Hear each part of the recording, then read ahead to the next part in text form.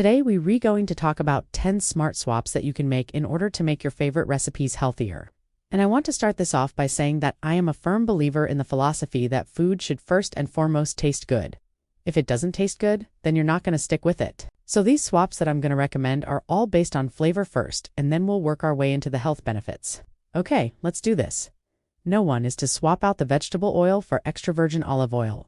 Now, they're both liquid at room temperature and they have very similar smoke points, so you can use them interchangeably in pretty much any recipe that calls for or baking or roasting. And of course, they both have healthy fats, but extra virgin olive oil has some additional antioxidants that can help reduce inflammation in the body. I like to keep my oils at room temperature. I don't like to heat them up because I don't want to destroy those delicate antioxidants. No. 2 is swapping out white sugar for a natural sweetener, like raw agave nectar or raw coconut sugar. They're both about 50% of the time on the glycemic index, so they won't spike your blood sugars as much as the white sugar will.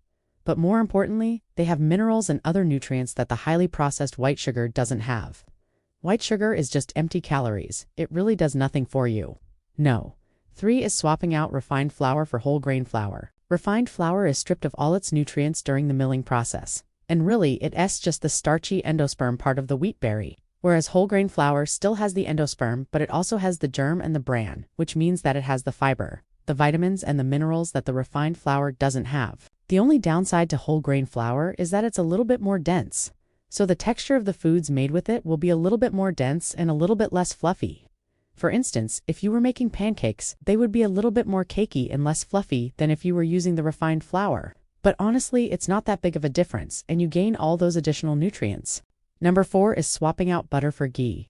Ghee is just clarified butter, so it has all the wonderful nutrients that butter has, but it also has a much higher smoke point. You can go up to 485 degrees Fahrenheit before it starts breaking down.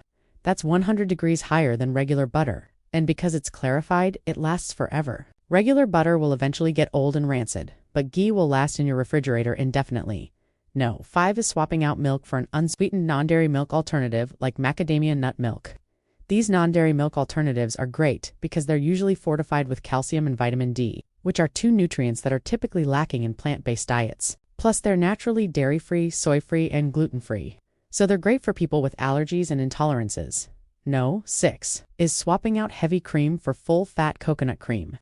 Not only does the coconut cream add a rich, creamy texture to your dishes, but it also has unique anti-inflammatory properties that regular cream doesn't have. And plus, it's higher in fat content, which means that it will keep you fuller longer.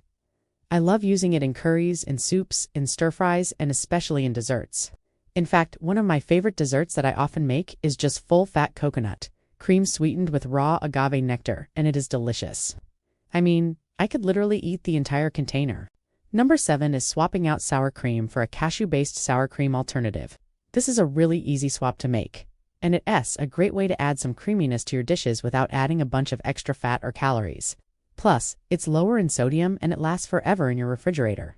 No. 8 is swapping out mayonnaise for avocado oil mayonnaise. This is another really easy swap to make, and it's a great way to add some healthy fats and a rich, creamy texture to your dishes.